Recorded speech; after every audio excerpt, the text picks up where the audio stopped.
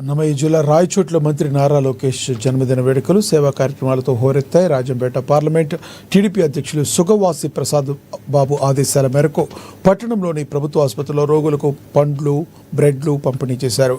లోకేష్ పుట్టినరోజు సందర్భంగా రోగుల క్షేమ సమాచారాన్ని అడిగి తెలుసుకున్నారు.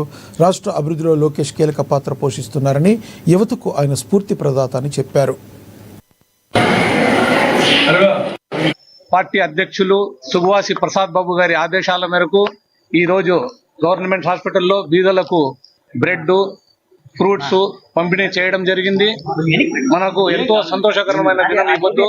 ఎందుకంటే నారా లోకేష్ బాబు గారు రాష్ట్ర అభివృద్ధికి, మన ప్రగతికి ఎంతో కష్టపడి రాష్ట్రంలో పెట్టుబడుల కోసము, పరిశ్రమల కోసము ఎంతో కష్టపడి ముందంజకు తీసుకుని పోతున్నారు. రాష్ట్రాన్ని పేదల, బడుగు బలహీన వర్గాల కోసము ఆయన పడుతున్న తపన, వాళ్ల కోసం ఎన్నో సంక్షేమ పథకాలు తీసుకొచ్చి పేదల కోసం కష్టపడుతున్న యువ నాయకులు, రాబోయే కాలానికి కాబోయే ముఖ్యమంత్రి గారు నారా లోకేష్ బాబు గారు ఈ రోజు జన్మదినము మనం